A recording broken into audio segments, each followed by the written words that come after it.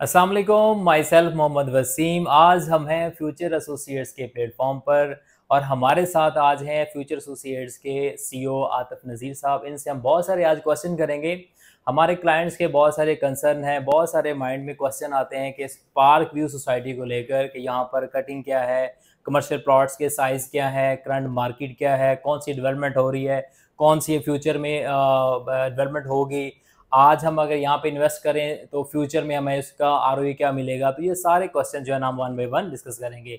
जी अस्सलाम वालेकुम आतिफ साहब, आप कैसे हैं सर? खैरियत से वालेकुम हैं आप? सलाम जी, कैसे हैं आप? ठीक ठाक अल्हम्दुलिल्लाह। अच्छा सर, आप हमें बताएं कि सबसे पहले कि यहाँ पर लोगों के बहुत सारे क्वेश्चन हैं कि यहाँ पर ना प्लॉट साइज़ क्या है, प्लॉट की कटिंग कौन सी है, कमर्शियल प्लॉट्स के साइज़ क्या है या कटिंग कौन सी है, ये हमें वन बाय वन बताइएगा। अच्छा, इसमें प्लॉट्स जो है ना, इसमें 3 मरला से लेके और 1 नाल तक के प्लॉट्स हैं। अब इसमें कैटेगरी जो बात की जाए तो कैटेगरी में रेजिडेंशियल प्लॉट्स और कमर्शियल प्लॉट्स 2 तरह के प्लॉट्स आ जाते हैं। 3 मरला की कटिंग्स से लेके 1 नाल तक रेजिडेंशियल प्लॉट्स अवेलेबल हैं टोटल पार्कवे के अंदर। और कमर्शियल की अगर बात की जाए तो 3.5 मरला मिनिमम कटिंग है और मैक्सिमम प्लॉट्स 10 मरला के अवेलेबल हैं यहाँ पार्कवे के अंदर। चलें जी, ये आपने बताया। और एक और बहुत सारे लोगों के माइंड में क्वेश्चन आता है कि सोसाइटी स्टार्टिंग में ना बहुत डेवलप्ड है और आप हमें बताएं कि सोसाइटीज़ में आगे कौन से ब्लॉक अभी बने हैं या बनने जा रहे हैं, उनमें करंट सिनेरियो क्या है, वहाँ पे लोग अगर इन्वेस्टमेंट करना चाहें तो उनको क्या आरओई मिलेगा, इस ज़रा इसके बारे में बताइएगा। अच्छा, इसके अंदर इसको क्वेश्चन को मैं थोड़ा डिटेल ले जाता हूँ। ओके। इसके अंदर एक पहला क्वेश्चन ये आ जाता है कि जी, एक क्लाइंट है, लेमैन है, वो प्लॉट कहाँ खरीदे? इसको इस हुँ। तरह ले लेते हैं। जी, जी। अच्छा, सोसाइटी के 2 फ़ेज़ेज़ कह लें आप कि सोसाइटी में कुछ फ़ेज़ है जो इनिशियल फ़ेज़ है, जैसा कि सफ़ायर ब्लॉक है, जेड ब्लॉक है, जैस्मिन ब्लॉक है, टोपाज़ ब्लॉक का कुछ पोर्शन है, जहाँ पर बिजली, पानी, गैस अवेलेबल है। ये शुरू का फ़ेज़ है जिसमें तकरीबन 90% घर बन चुके हुए हैं। हुँ, हुँ। 10% प्लॉट्स हैं, वो रीसेल में प्लॉट्स बहुत कम आते हैं, लेकिन ज़्यादातर वहाँ पर घर ही रीसेल में आते हैं। हुँ, हुँ। अच्छा, वो वाला जो एरिया है उसकी एक अलग मार्केट है। उसके बाद आगे जितनी भी सोसाइटी है और तकरीबन 95% सोसाइटी अगर मैं बात करूँ, तो वो सारे के सारे रूडा के अंडर आ चुकी हुई है इस टाइम में। तो वहाँ पर प्राइस रेंज बहुत बड़ी है, यानी कि आपको 5 मरले का प्लॉट अगर आप चार्जेस वगैरह डाल के आप हर चीज़ को देखें तो 50 लाख से लेके ऑनवर्ड आपके पास 1 करोड़ तक के ऑप्शंस अवेलेबल हैं यहाँ पर पार्किंग के अंदर। ओके।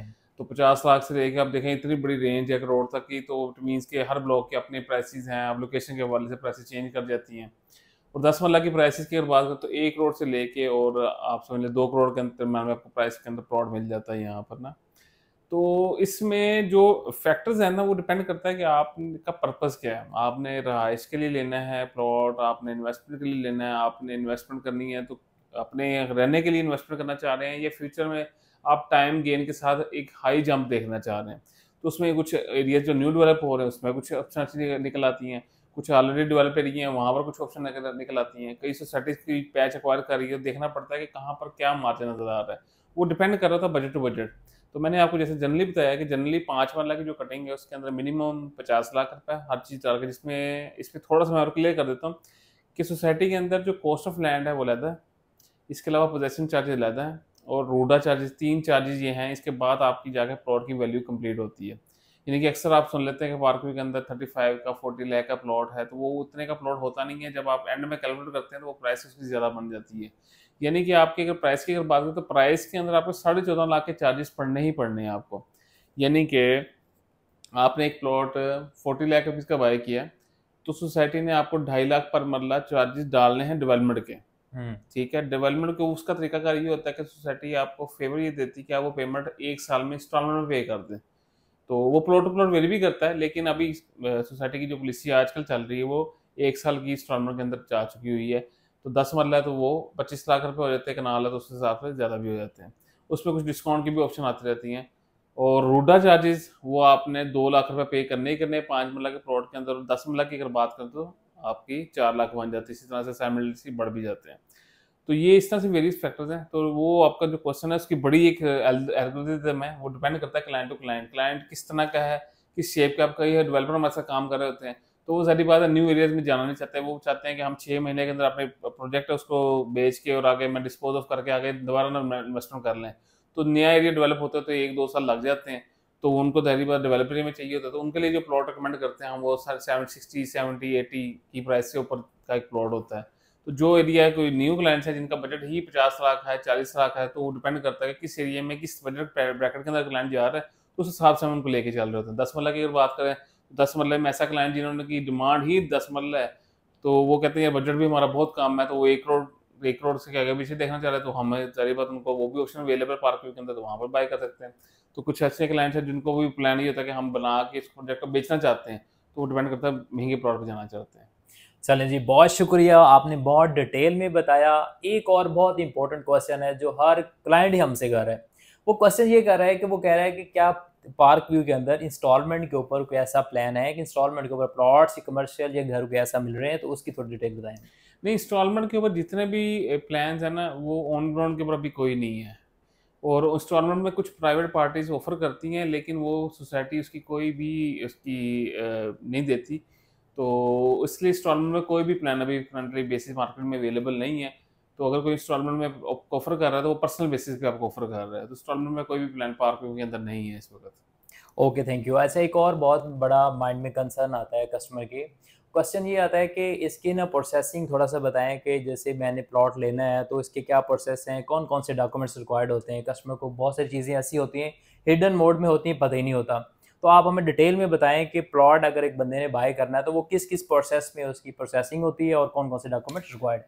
अच्छा, इसके लिए मैं इसको थोड़ा डिटेल कर देता हूँ। देखिए, प्लॉट्स आने के जो सोर्सेज हैं ना, जो सोसाइटी के अंदर आते हैं, तो एक तो प्लॉट है ऑन ग्राउंड प्लॉट है सारे के सारे।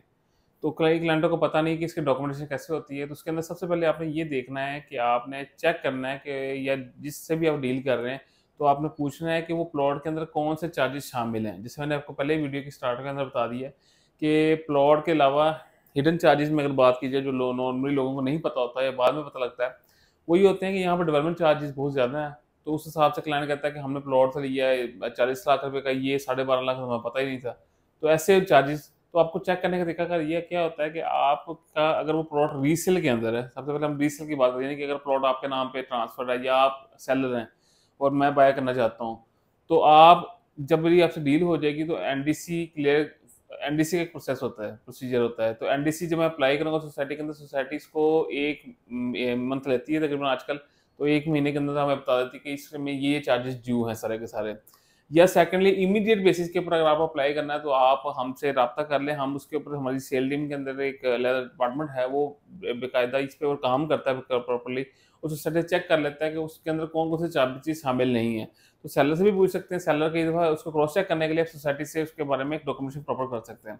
और बाकी इसका प्रोसीजर दूसरा आ जाता है कि रूडा और डेवलपमेंट चार्जेस। रूडा के चार्जेस नॉर्मली अभी लगे हैं, तो ड्यू हैं, तो वो भी अभी चेक करना पड़ता है कि रूडा के चार्जेस पे है नहीं पे। तो हर चीज़ का एक प्रॉपर प्रोसीजर है कि आपने प्लॉट खरीदने से पहले आपने सोसाइटी से वेरीफाई करना है कि वो प्लॉट में क्या क्या चार्जेस शामिल हैं, क्या कॉस्ट ऑफ लैंड है, और उसके अलावा डेवलपमेंट चार्जेस शामिल हैं, रूडा चार्जेस शामिल हैं। इसके अलावा अगर आप बात करते हैं, तो कोई कॉर्नर्स के जितने प्लॉट होते हैं ना, कॉर्नर्स में ज़्यादातर यहाँ पर एक्स्ट्रा लैंड निकल आती है। यानी कि फॉर एग्जांपल आपका 5 मरले का प्लॉट है, मेरे नाम पे लॉट प्लॉट पे 5 मरले का निकला भी हुआ है, तो लेकिन अब मेरा बजट है 60 लाख रुपए, 70 लाख रुपए। अब मैंने वो प्लॉट खरीद लिया, तो मुझे बाद में पता लगता है कि यार ये प्लॉट तो 5 मरले का नहीं, ये 5 मरले से ऊपर है, तो उसकी मुझे कॉस्ट पे करनी पड़ती है। तो उसकी भी मेजरमेंट पहले इंजीनियरिंग से पता करनी पड़ेगी हमें। तो इसीलिए ये कुछ फैक्ट्स हैं, कुछ ना कुछ पॉइंट्स ऐसे हैं जो आपको पता करने पड़ते हैं साथ साथ। चलें जी, बहुत शुक्रिया। अच्छा, लास्ट में हम एक और क्वेश्चन पूछेंगे कि मोस्टली लोगों को पता है लाहौर में प्लॉट लें तो एलडीए, जो लाहौर डेवलपमेंट अथॉरिटी है, तो आप जिक्र करें बार बार रूडा का। थोड़ा सा इसमें डिफरेंशिएट बताइए कि ये रूडा और एलडीए में क्या फ़र्क है, और ये जो हमारी सोसाइटी है एलडीए से अप्रूव है या रूडा से अप्रूव? ये जो शुरू वाला फेज है, ये 100% एलडीए से अप्रूव्ड है। जो सेकंड फेज है, जो एक्सटेंडेबल फेज इनका है, जो इन्होंने न्यू लैंड एक्वायर किया है, ये रूडा के अंडर आती है। ये जो एरिया सारा का सारा, इसकी इनिशियल प्रोसेसिंग उन्होंने स्टार्ट करवा दी हुई है, उसकी जो डॉक्यूमेंटेशन है उन्होंने फाइल कर दी हुई है। अभी फाइनल अप्रूवल इसकी नहीं आई।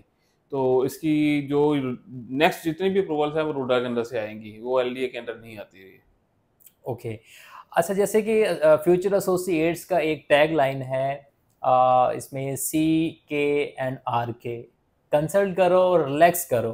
तो ये थोड़ा सा मुझे बताइएगा कि आप लोग अपनी जो लीगल फीस है उसके क्या चार्जेस हैं।